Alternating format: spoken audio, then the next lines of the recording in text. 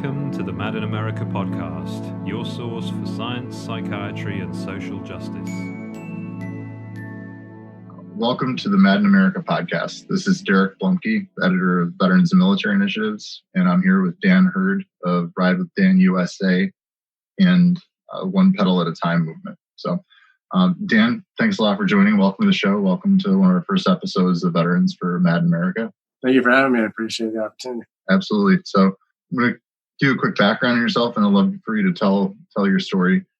Dan, you started this bike ride where you are biking to every single state in the 48 contiguous states to raise awareness for suicides. You're a Navy veteran. You started this Ride with Dan USA, which you can find on his website, and the One Pedal at a Time movement. I'd love for you to kind of tell your background, tell your story, and kind of how you wound up doing this. For me, it was a lot of different factors, but essentially I attempted suicide 3 times. And after my 3rd attempt, I was planning a 4th when a friend of mine got me on a bicycle. During that time, I was in the process of getting off medications and just trying to figure out what I needed to do to better my life. And bicycling did that for me. And this journey was about visiting as many people I served in the military with as I could. So it really started kind of like a reunion tour with a lot of old friends, and then it was more so a reunion tour, but it was for my own well-being. It wasn't when I started this, it was to focus on myself, never mind help other people. Obviously, since then, it's grown and it's become about helping other people as I heal myself as well.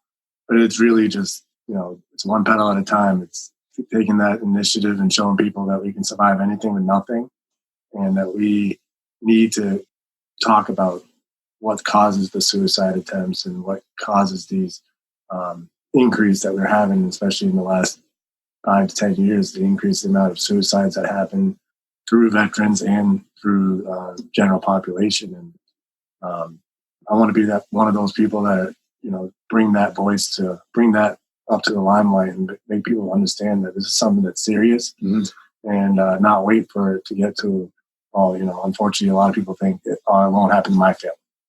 And I don't want it to get to that point for those people. And the only way we can do that is by working as a movement. And that's why it's the One Pedal at a Time movement. Is we have to do it as a community. And community makes a movement, and that movement is what's going to bring change.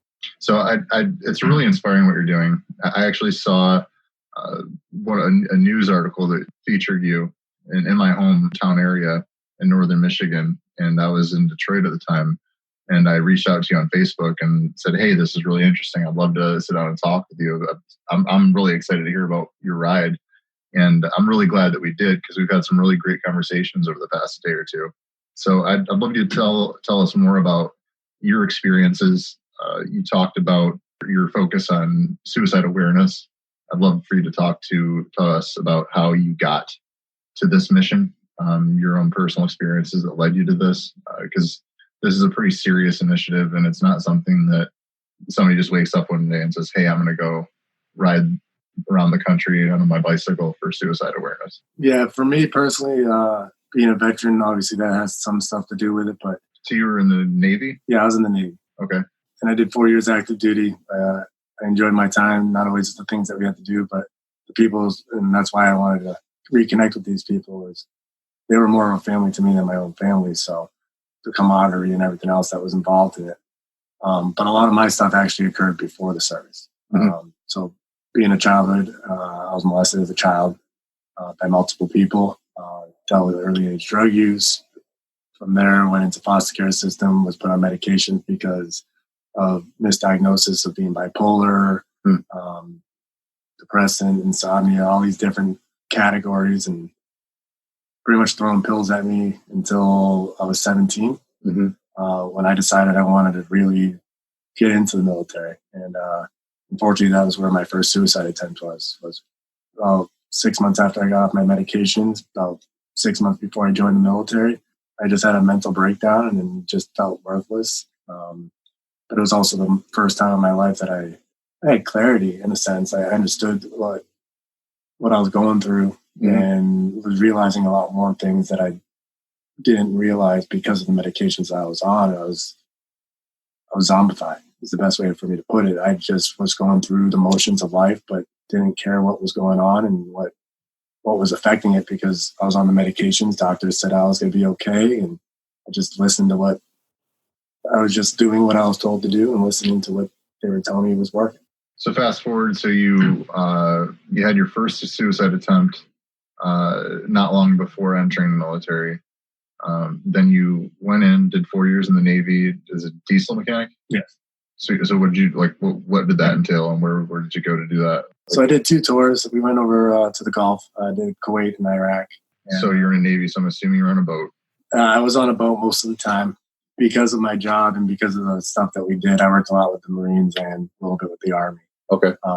Pretty much if it had a diesel engine, I worked on it. Pretty much if it had any moving parts on it, I dealt with it. Doesn't mean I just worked on diesel engines. I did everything from hydraulic systems to steering systems, steam, water filtration. Did gunman. I did 240 gunners.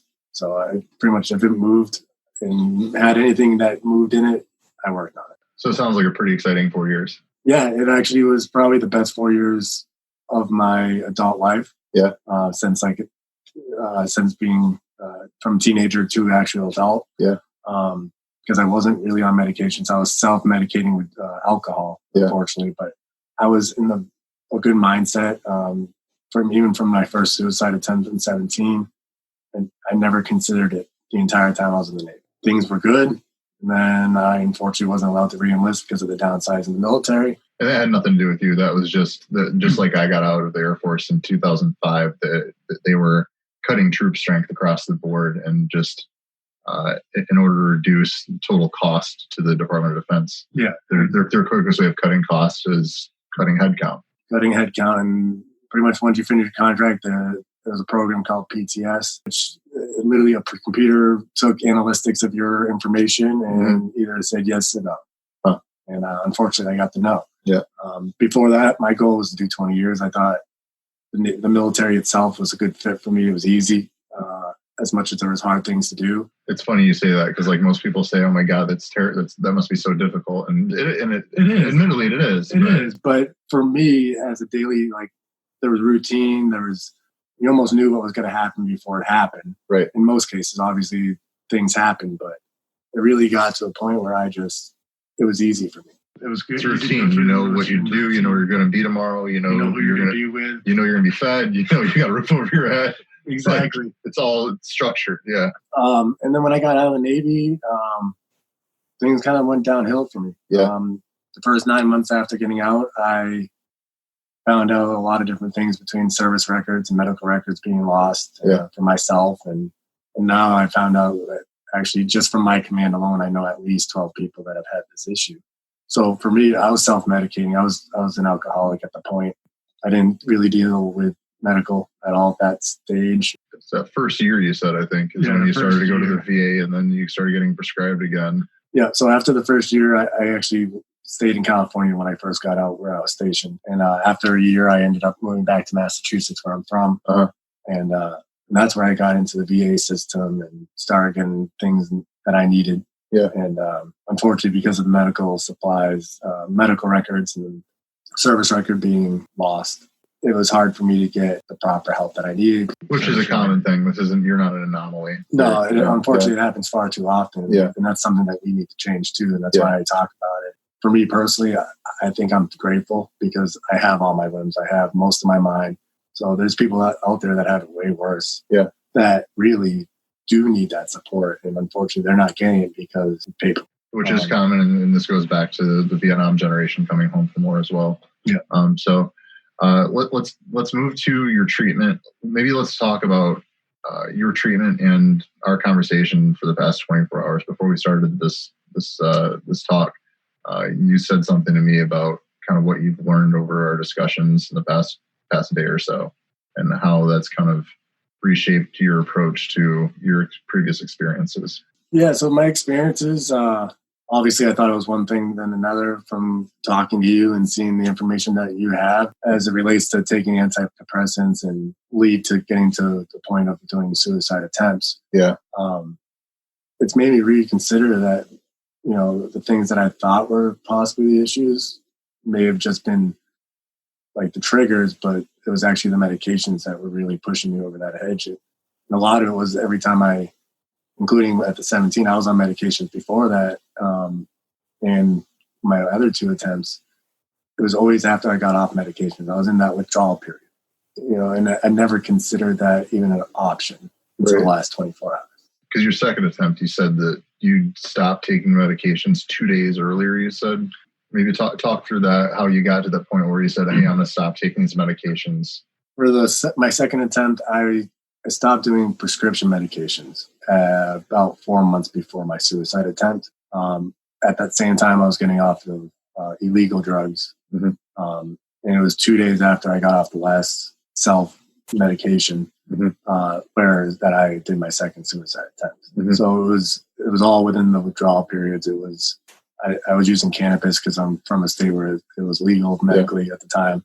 I think you said Zoloft you'd been taking. I've been on Zoloft multiple occasions, but I've been on other medications that I honestly, again, I believed in the system. Yeah. So if they told me I needed it, it's not the doctor's fault per se, because they're doing what they can. They got into that field to help people. Yeah. But it's a bigger company. It's a bigger platform that's really controlling them and telling them these things are safe and that there's no even the side effects that we can battle with other medications. And we don't know the long-term effects of that we're seeing now. Yeah. So we talked about, I told you my story about my physical pain that I experienced in my legs. What you said you had something similar too, right? Yeah. So I always thought I just had bad circulation, or I just wasn't consuming enough like calcium or magnesium in my life. Mm-hmm. I've always, since especially after getting out of the military, when I was on medications and going through all these processes, I would get cramps and leg pains and aches, mostly from the waist down for me. Mm-hmm. Occasionally I'd get so bad cramps that I would wake up in the middle of the night screaming, and my feet would curl up. I would lock up, and I've been on medications now for about 2 years. Off of medications completely. And the first year of this journey, where I was still in that withdrawal area, ouch, I cramped a lot. And in the last, say, even 6 months, I almost never cramped.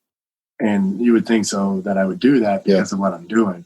But my body is like pretty much cleansed itself from those medications, from all the negative stuff. So between being active and my diet and everything else also helped improve that. Yeah. But yeah, it was definitely more increased when I was on medications. Yeah, I get what you're saying. I can't imagine biking, because I was doing cycling every day. I was doing cycling classes every day. And I got physical pain to the point where I could barely walk. So I can't imagine biking across the country and up and down mountains with 150 pounds strapped to the bike. Yeah. I can't imagine the pain you must have been going through. It was tough. And, I think that's why a lot of the beginning, like we talked about yesterday, is I struggled to even consider that I could actually do that I'm doing. Uh-huh.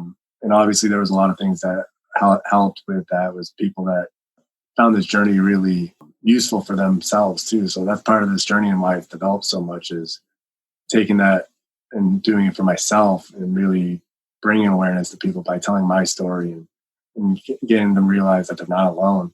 So it's, having that tied in, and I've had 54 people that haven't committed suicide because of what I'm doing. They heard your story. They heard my story, or they found me on social media, or I crossed paths with them in their moments of need, and it's given them hope to continue on. And there's other people, hundreds of people that have found inspiration from it that may not have been in that suicidal mind, but found the reason to either get into cycling or find an activity that's engaging your mind and body, which in my opinion is more effective than any medication that we take. So what would you maybe talk through some of your experience with these medications when you're going on or coming off of them? What was going on in your life during these times? And then ultimately what led you to saying, you know what, I'm done with this stuff. Like I'm done with this stuff. I'm going to go cycle around America and inspire people. So a lot of it was, again, a lot of the medications I can't even tell you the names of. I just went through the motions and believed them. Definitely Zoloft was definitely one. So sertraline, Celexa. Yeah, Celexa, and Paxil, I think, was the other one that you looked at and said you're on that one too. Yeah. So, unfortunately, at the beginning of my diagnosings, my childhood, I had a lot of PTSD issues, but I was diagnosed as bipolar. Yeah. I was put on those medications. That's interesting. Yeah. They actually made my moods either I was extremely happy or I was extremely angry. So it actually did the opposite effect of what it was supposed to do and balance me out. Mm-hmm. It was making me worse. And it was causing me to have issues with my foster family at the time. Huh. I can't imagine. I've seen this with some kids and the reactions while being on these medications and how it affects the family unit. Yeah, and it really does. And, and these are people that took me in to help get me out of my own negative situations that I was in with my own family. So to see the effects that I was causing them when all they were trying to do was get me out of those situations. And being on those meds really put me further into it. Yeah. Really, it wasn't that they were helping at all. It was that they just kept making me feel worse. And if they did feel like they were working, it was because things weren't actually that bad at that moment. It wasn't that the medication was doing something. It was just the triggers that I was dealing with on a life and circumstance level. Yeah, really refined and just felt like the medication was actually working. But when things got bad, it made me think about depression more. It made me think about the thought of suicide.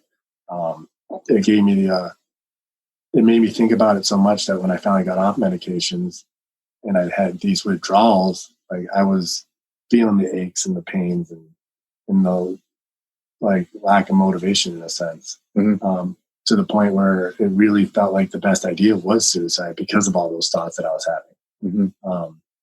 And that was more for the younger ages. The older I got, it really kind of got onto heavier medications because of the extent of my suicide attempts.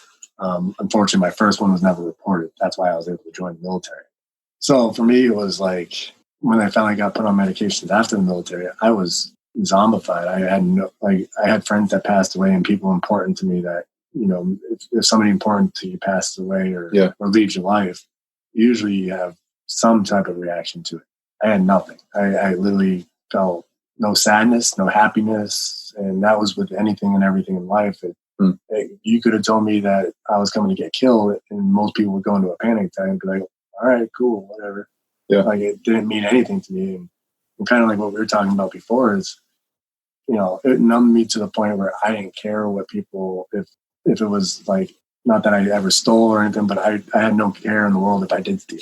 I had no care in the world if I cut somebody off in a car or, whatever. Yeah. It just didn't affect me. Where in a normal state of mind and not on medications, you'd been the common sense would have. That's not okay. Yeah. But at that point in time where you're on these medications, and when I was on that medication, so I can't talk for everybody, obviously, but we see common effects from everybody. It just makes you inhuman. Well, something we talked about earlier was the study out of the University of Ottawa on zebrafish. And the two things that it did, and as far as the fish behavior, is it decreased stress responses from the fish, which you'd kind of expect with an antidepressant. But the other thing that it decreased was exploratory behaviors. And I kind of seemed to have a bit of a reaction when I told you that, and also how it seems to going not just with the individual fish, but baby fish and grandbaby fish. Yeah. Where I could see an aha moment, wait a minute, if it's going down through generations, that sounds like it's genetic. Yeah. And when you said that to me, it immediately made me think of my childhood. Yeah. So I was born, my mom, unfortunately, was in and out of psychotic hospitals most of my childhood. Even before I was born, she was in and out. Yeah. She's been on medications her entire life, pretty much, especially since she was a teenager. She was born in 1969, so she was late 70s, maybe early 80s when she got put on medications. Obviously, a lot of her issues was events that dealt with her, but medications ended up putting her in my thoughts, psychiatric hospitals. And that's why I saw her there. And I was born while she was on medication and unfortunately using drugs of legal and illegal stuff. So it got to a point now that you've said that, I could have been affected by the medication she was taking and never even put that together as an option because I never knew the information. Another story that I've heard from others is that they there, like you said with your mom, she was in and out of psychiatric hospitals. Other folks, their parents have had similar experiences. And as they take another look at this, their lives through a different lens and how medications may have played a role in some of these things and their life events, you see them quickly putting together how maybe their parent hadn't been completely disabled, or their issues were biological in nature, but instead that they had been manufactured by the medication, and their parents had been on a series of antipsychotics or antidepressants or benzodiazepines throughout their lives, and their parents were permanently disabled for all of their lives. And I've got another friend that was very upset by learning that. Yeah, unfortunately, my mom is permanently disabled.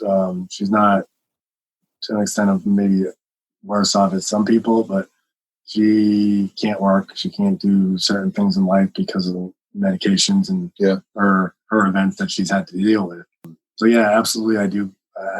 Especially knowing that information now that I didn't know even 24 hours ago, I could see that connection to, her deplete in the sense of being put into those hospitals. And, if it wasn't for the fact that she was going through these things and being put on these new drugs and make it so that you can live life happy. Yeah. And unfortunately, that didn't happen for her. And it's continued through my siblings and me. And, I have siblings that are really struggling with this. Not that they isolate themselves, but they isolate. Yeah. They don't explore as much as it has to really make you pause and kind of, as we talked about some of these studies, I was the same way. It's kind of like, wow. I vanished from social media for a couple of years, and I'd show up once a year for Student Veterans America's National Convention, and then I'd disappear for the other 12 months. And that was just the one way that my friends noticed it. Yeah. But in that period of time, I also, for 2 years, I just collapsed into a small circle of my parents, my brother and sister-in-law, and one of my close friends and his spouse. That was it. I didn't really talk to anybody else. Yeah, it's crazy how that, when you think about it, and most of the, like I said, for me, it was for me to isolate was, my thought process was, I just have to figure it out on my own. Nobody's going to help me. Yeah. I never considered it be part of the effects of the medication that I was on. I never considered that to be an option. Yeah. And looking back on it now, it's like every time I isolated, I was on medication. Yeah. And now I'm doing a journey across the country, exploring things that I've never done in my life or never even considered. Because if you told me 2 years ago when I started bicycling, hey, you're going to go across the country, even cross the country, never mind. Not just across the country, but to all 48 states. If you told me that I was just going straight across, I would have told you you're crazy. And I would have never even considered it. It was after I got off the medications that this started planning this trip. I started considering all these as options. It's kind of humorous because I'm sitting here thinking you're going from isolation and not exploring anything to I'm going to explore everything. Yeah, I went from the negative extreme to the full extreme. Yeah, it's crazy because when I tell people, I'm on a bike going across the country or doing the whole 48 states there, their first instinct is, oh, what type of motorcycle you got?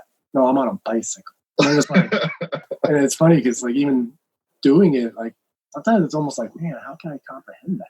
Right. And these people that have never rode bicycles or don't ride it on a long-term or long-distance scale, they're just like, yeah, that's impossible. Yeah. I've had people that are like, so where's the vehicle that you get in and go to the next state? I'm like, no, I ride to each state. Yeah.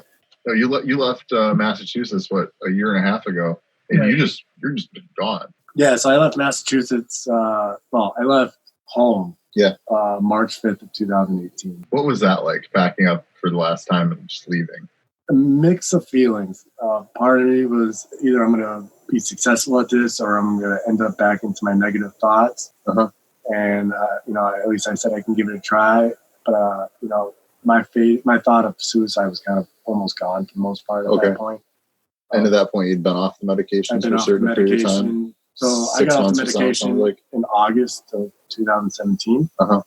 I left in March of 2018. So I was still going through that withdrawal period. But I was gung-ho. I was being exercised. You've gotten through a lot of the acute stuff. Yeah. The suicidal ideation, the aggressive behaviors. That stuff has kind of come clean, and now you're...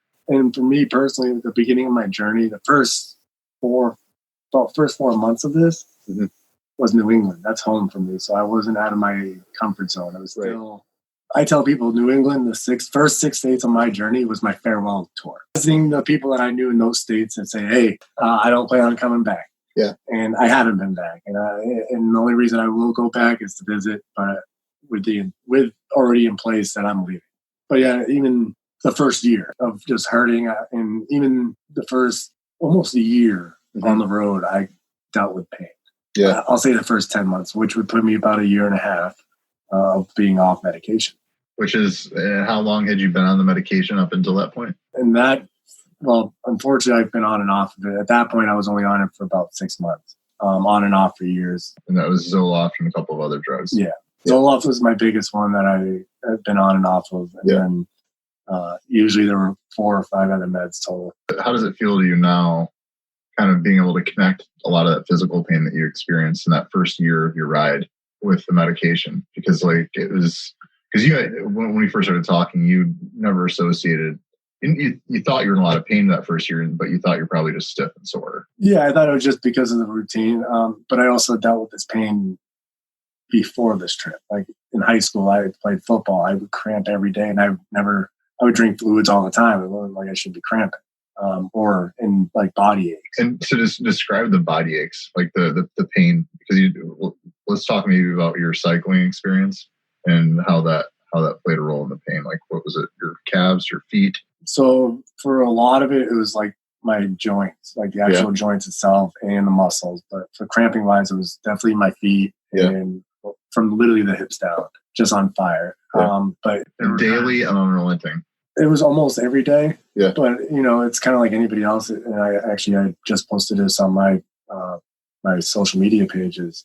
Like I just went to the chiropractor last week, and I have been avoiding it because I thought maybe it would just fix itself. But I had back pain, and that's mostly because of my book bag I carry. But I had back pain that I've dealt with for the last 3 months roughly.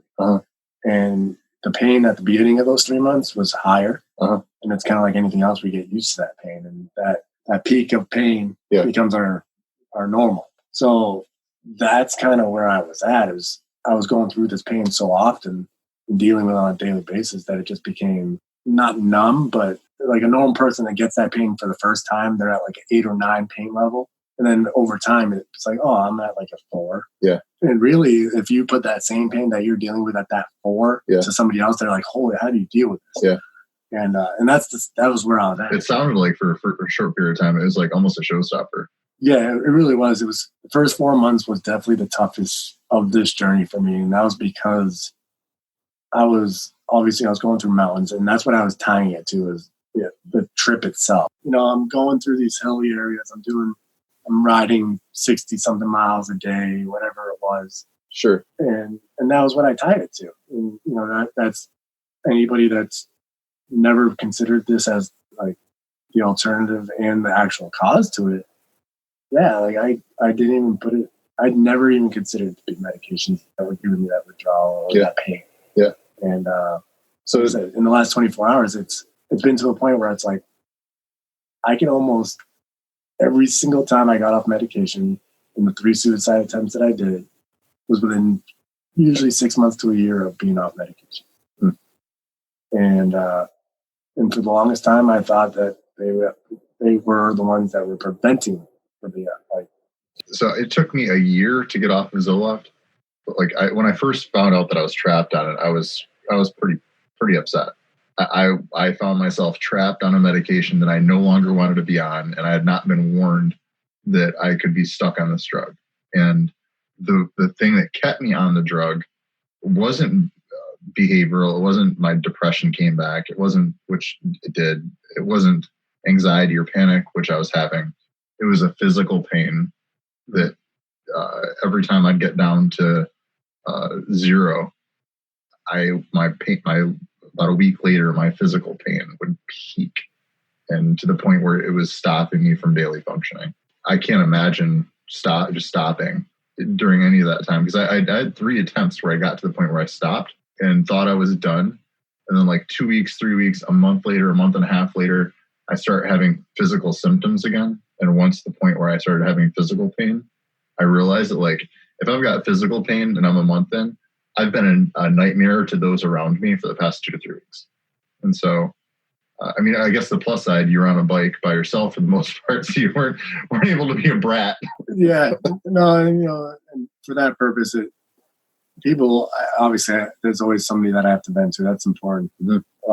With going through medication withdrawals or just life withdrawals of sorts. Yeah, it's important to talk to people. We were talking about that when we were watching one of your other videos. Is people get prescribed all these medications, but they're not talking about what's actually the underlying issues. Yeah, and all these medications are doing is making us worse because one, they don't know the long-term effects of it. Right. But two, they're not fixing the problem that's actually causing it. Yeah. So they're just prescribing medications and prescribing medications on top of those medications to counteract whatever those are dealing with. Yeah. And now it's 2 years later, they're still on those medications. They're stuck. And they're either they get immune to that medication, like, oh, we'll just switch your medications. Yeah. But they're still not dealing with the issues. Right. And if we just got off those medications and really focused on dealing with the issues at hand that are causing us to have to take these medications. Personal life, previous trauma, economic issues, housing issues. Yeah. All these different things. And what it comes down to is stress. And something that's worked for me on this journey is I've talked about it so much. I've gotten comfortable telling my story. Yeah. Whereas every time I tell somebody what I've gone through, it's like a piece of that goes away. Yeah. And I've never, and up to this point, I'm in the best physical and mental state of my entire life. And I'm on no medications. Yeah. No, it's amazing. And like, you can tell, like, you look good. You look great. You look fit. You look happy. You look like, you look like you've been riding a bicycle for the past year and a half, but like you look strong, but like you also like, you look like you're enjoying yourself, which admittedly, is, I think we talked about this as well, is like, good on you for bicycling across the country. Then you're camping along the way and tenting along roadsides a whole bit. And I think that's amazing. But the struggle that I had was, if I were to do it, I'd have to map out my hotel route. Yeah. Yeah, obviously. I think it's brave and I think it's amazing. But after my past 3 years of hell and stuff that I went through, I'm like, quality of life is kind of important for me at this point. And that's totally fine. The way I do my journey, and the reason why I do it the way I do, is so that, there's people out there that have these dreams of either traveling the country or bicycling across the country. Yeah. They're like, I need $20,000 to be able to do it. Yeah. I'm showing them that they can do it with almost nothing. Yeah. Except the generosity of good people. Yeah. But if you were to save, say, 6 to 10 grand, you could get a hotel every night and eat dinner every night and not worry about it. But, it's just, I'm doing it at the base level so that people can be like, all right, I'm going to do the same thing, except I'm going to make sure I have the hotel room. I'm going to make sure I got my meals. Right. I'm not going to carry 150 pounds of stuff. Right. Which, watching you unpack and pack up your bike is like, that is an operation. It is. It is a full-blown operation. You've got about a half a dozen packs or more that attach to your bike. Yeah. With like clips and mounts, and like there's a system to it. Watching you get ready to get on the road. There is. It's I think I got 9 bags. Uh-huh. So they all go on the bike. I carry one on my back. Uh-huh. So it all fits on there. If I was to give you the bike and you never saw me put it together, like mount it up, you'd probably sit there and be like, where does this all go? I show them the extreme. Sure. And either the extreme low side of things or even the extreme amount of gear. Right. Like if you're doing a tour for 4 months, you don't need the winter and summer gear. I carry everything because I'm out in it all year round. Yeah. And I don't know what tomorrow's going to bring. Yeah. So I think it's just so cool that you're just like, I'm going to go on, I'm going to do this ride and I'm just not going back until I'm done. Yep.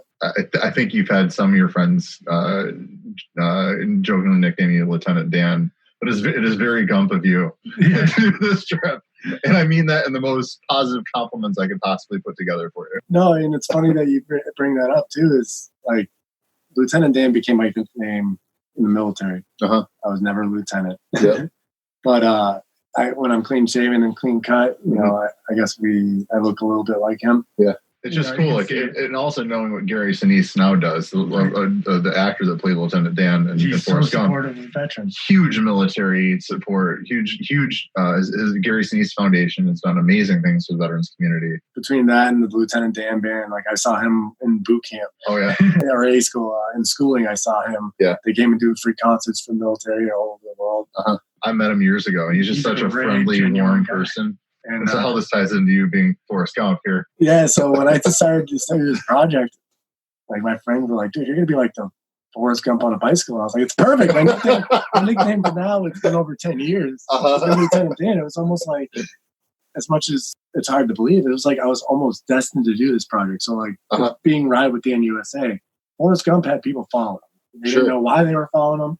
The only difference between me and him is I know my purpose and I know my goal of like for suicide awareness. But regardless, he did it and he had followers. He had people that wanted to be with him. And this is certainly happening with you. Like, I mean, the news coverage of you along your path here is it's really neat. It's really impressive. I mean, that's why I reached out as I saw you on my local TV station on Facebook, and like, hey, like this guy's doing something really interesting that's really closely tied with what I'm working on. I'd really love to talk with him. And if it weren't for the rainstorms in my schedule, which again, brave on you, I'd love to jump along and ride along with you.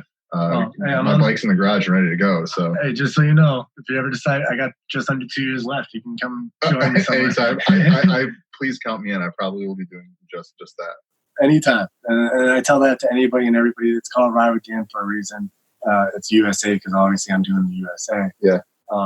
But I have people that actually ride with me occasionally. But even still, because of the modern age, people that follow me on social media, people that see my posts and see my journey as it unfolds, really are part of it, even if they're not on a bicycle. Yeah. So, as you know, Mad in America is international. So this Mad in America radio is heard around the world. I guess we talked. You said USA is your current plan, but you wanted to branch out internationally, I think, as you mentioned. I do. Obviously, the ride USA is a little easier than that. You don't have to get visas to go to states. That's why I started with this. I'm doing 25,000 miles, so it's coming to the earth. So this is my training to go around the world. Cool. In shortness, that's what it is. So let's not get ourselves overcommitted right now. But jokingly, people always ask like, "No love for Alaska and Hawaii," and they're just not part of the continental. That's it. And it's not that you're afraid of grizzly bears. No. And you haven't hit Montana yet. No. You said you didn't necessarily like the copperheads that you're into in some of the southern states. Yeah, so it's crazy because I've been involved with, I had an alligator at one time. Wake up, I popped out of my tent, there's an alligator sitting there. Whoa. That was in Florida. I've had a bear circle my tent in Vermont. Had a raccoon in also Vermont, actually. See, the raccoon, I might almost be most afraid of the raccoon. So, and there's been other animals and other encounters, but, and that's part of this journey is to show, like I tell people, this journey is like life. It's a bicycle journey, but it's a life journey. There's ups, there's downs, there's flat spots, there's eventful things, uneventful things. Yeah. There's discouragement at times, there's encouragement at times. Yeah. And literally it's just a smaller version of what life is. And I think that's why so many people have resonated with it, is because I'm not just showing them the good times like a lot of people on social media do. I'm showing, I cry on social media. I'm telling them when I'm struggling. I'm showing them when I'm struggling. Mm-hmm. Showing them when I'm trying and climbing to the top of something. Mm-hmm. I'm showing people when, hey, I got a car ride. This is me getting my scapegoat. And even that, like for a car ride, I almost refused a car ride the first year of my trip. Except I had 3 car rides, and that was in my 3rd state. Other than that, I didn't get a car ride until Florida. And that was only because I crashed. I got rear-ended by a car and shattered my rear wheel. Oh, well. So a veteran buddy of mine that I was actually going to stay with ended up coming and picking me up. No kidding. Since then, I've had 17 rides, 18 rides now. But that's not very much, considering you've been to 26 states. I've been to 26 states. I've been on the road for 16 months. So really, it's just, if you think about it, it's really not that much. It's crazy because, like I said, the first 9 months was just 3. Yeah. And in the last 7 months, really, yeah, I've gotten the other 15. Right. But I'm going to places that I never planned on going with my route, like here in northern Michigan. Yeah. Did not have it on my route to even come up here. Yeah. So where I already have 25,000 miles planned, it's almost like I can cheat a little bit to get to because you're putting on extra miles to visit places just because you want to check it out. And like, just so happens northern Michigan's one of the most beautiful areas of the country. Yeah, that I didn't know about. It was funny watching you look out over Lake Michigan, over the bluffs, and you're like, I know it's not salt water. I know it's not, but I don't. It's like a sea. It is. It really is. And it's just weird that it's fresh water and it's so clean. It looks like, if it wasn't that I already knew that it was fresh water and I had come here from somewhere else that I've never heard of Great Lakes, I would have thought it was a bay. Yeah. I would have thought it was a salt lake or something to that effect. And what's also crazy is you're going from some of the bottom points of your life where you thought that the only option out is suicide to finding purpose and being the happiest I've ever been. And that's what I talked about to people when I do this journey and when I do motivational speeches and speak to the news is just because we're going through a tough time now, as long as that heart beats, we have purpose. We may not know that purpose, but it's up to us to go find it. And I tell people all the time, this is for 5 years, somebody tried to get me on a bicycle. The guy that got me on a bicycle tried for 5 years before this. Mm-hmm. I rode motorcycles, so a pedal bike was a downgrade. No way. Yeah. But that was my mind shutting it out before I even gave it an opportunity. Yeah. And really, if you look at it, the activities that we enjoyed as kids, even if your childhood was, because my childhood wasn't great, but riding a bike was fun. It was my escape as a kid. It was, the people that like to run around and play tag or whatever are the people that go running nowadays. They just go further. Yeah. And same thing with biking. We would ride around the neighborhood, and now I'm riding around the country. What would you say to others who may be going through challenging times or maybe withdrawing from these medications? What would be your message to them? Well, people that are going through tough times and withdrawn, it's definitely important, first of all, to find some type of activity that engages your mind and your body. You have to keep yourself stimulated.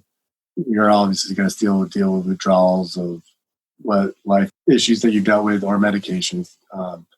But it gets easier. And the longer you keep pushing forward and just worry about today, and that's why it's one pedal at a time. It's don't limit in the moment. Deal with some of the electrical shocks for now, because ultimately you're going to get through it. Exactly. You're going to get through it. And really, like I said, the first year was me figuring out my own stuff on this journey. Year 2 now, it's about focusing on other people. So I've gotten past my toughness because I just kept pushing forward. It wasn't, obviously I kept looking back and seeing my past, and I was planning my future because I planned out the route. Yeah. But I haven't stuck to the plan. Your original mission here was self-recovery. Yeah. And that was your first 12 months. And now you're past that and you're recovered. Now it's, hey, everybody, like, we can do this together. Yeah. You're not alone. Exactly. And that's the thing is, people that are struggling now with the withdrawals of anything, it's important to reach out to people. And, for so many years, we've always been told that if you're struggling, tell somebody. Mm-hmm. I don't like the word somebody. With somebody, you have expectations. And unfortunately for myself and so many other people that I've talked to on this journey, it's like we wear blinders. Mm-hmm. I need to talk to Derek and Derek alone. And you got 10 people saying, hey, Dan, I'll help you. And you're just like, no, I need Derek to help. Yeah. And you can help me and get me through what I needed. But because I expected your help, you'll never meet my expectation. Yeah. And unfortunately, that's what a lot of people deal with is they have these expectations. Yeah. If you don't expect any help, you're going to get more help and you're going to get better quality help because you're not expecting it. Yeah. But it's important to reach out to people. So I tell everybody, if you tell 10 people what you're dealing with. I found that very rewarding as well. When I share my experiences with people, I've gotten more stories from others about either medications or challenging times of their lives almost on a daily basis at this point. And I've realized if I hadn't shared my story originally, these other people might have continued suffering alone, and they wouldn't have known that this is normal. Like, these feelings and emotions are normal, and it's okay to be depressed and sad sometimes. Problem is that when we're medicated and unable to respond to some of the stimuli around us, that's when this depression or these pains add up to the point where there are real problems. And unfortunately, with the withdrawals medications, is, for so long that we were numb to those thoughts and those feelings that we were supposed to be going through, that they're coming back in a waterfall. It's like a waterfall. It's a flood. And it's important to, in the best way possible, of saying that it's like building a dam. You need to build a dam and let one thing at a time come by. Anything that we do in life, it has to happen one at a time. We can pretend that we can, obviously we can breathe and see and talk at the same time or whatever it is, but everything happens one at a time. It's one breath, whatever it is.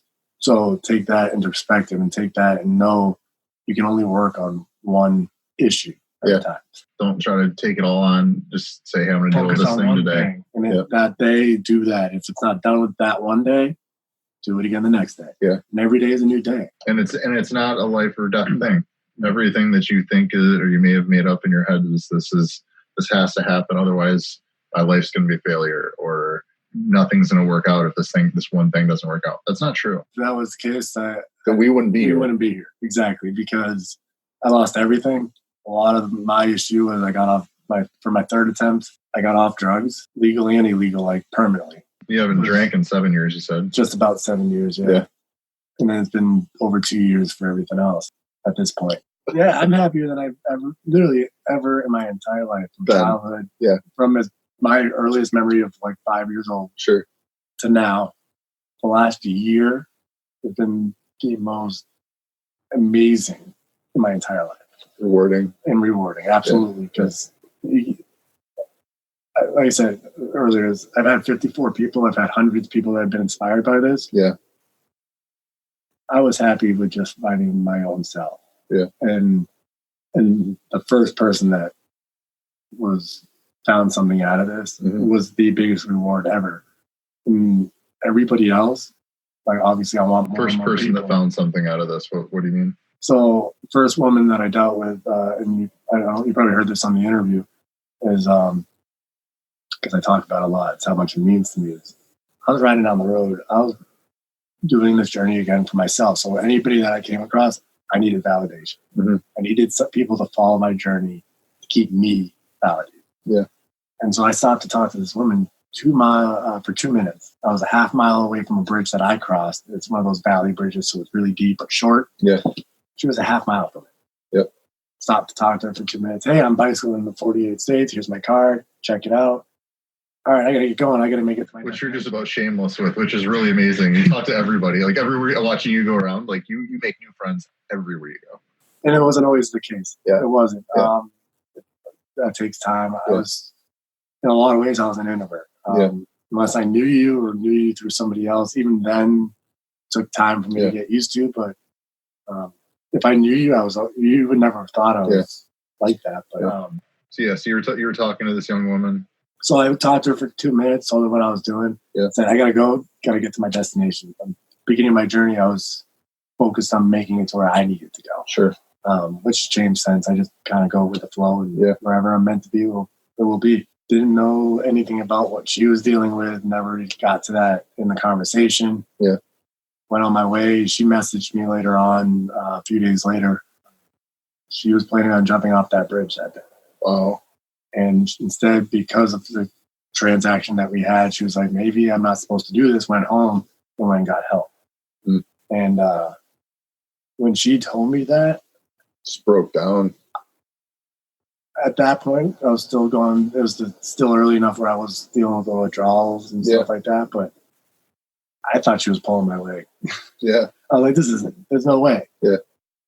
And it kept happening. I've had 10 people in person, 11 people now, actually, 11 people that I've crossed paths with that were on their issue of suicidal thoughts and going to act on that suicidal tendency that I crossed paths with. And they realized, no, this isn't the option. This is not for me. Even though they were dead set on it. It's things like that it's just so rewarding. That's why I keep going. It's as much as these people look as much as they didn't realize it at the time, or even still, they're looking to this journey for their motivation to keep going in life. Yeah. If I was to quit today, not that I would ever hope that would be the case, but I feel like some of them may be like, well, if he can't finish it, then how can I keep going? No, I think your inspiration has made the impact that it needed to.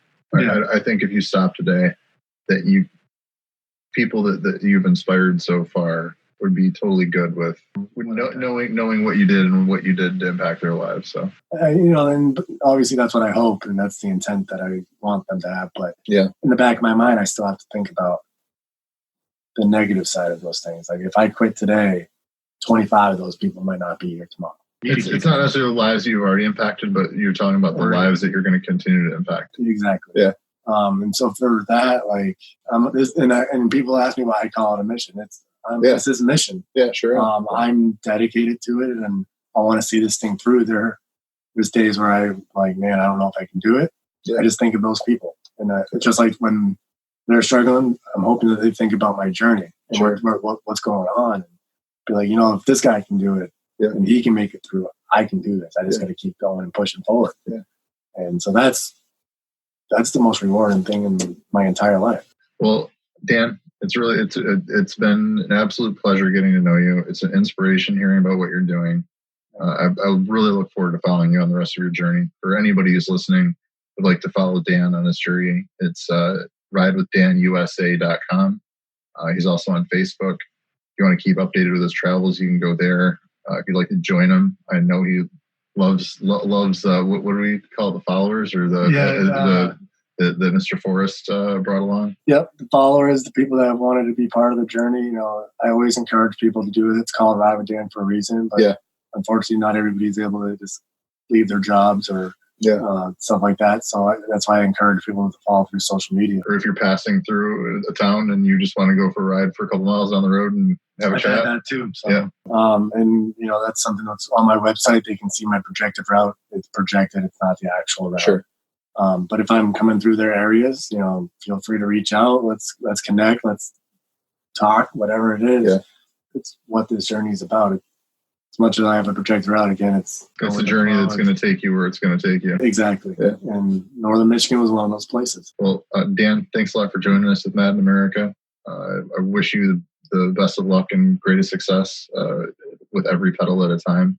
And please stay in touch, and we'll look forward to following you in your travels. So for everyone else joining for Mad in America, this is our first podcast, Mad in America Radio for Veterans Initiatives. And if you'd like to continue to follow us, go to Mad in America /veterans, and you can learn more about what we're doing to help educate and share with others within the veterans, military families communities. So thanks again for joining, and we look forward to seeing you and following you as well. So Dan, thanks a lot for joining us, and thanks a lot for everything that you're doing for our country and our world. No problem. Enjoy it. And if anybody actually wants to see my nonprofit, they can check it out at opaatmovement.com. One pedal at a time. All right. Well, Dan, thanks again. Thank you for listening to the Mad in America podcast. Visit madinamerica.com for more news, views, and updates.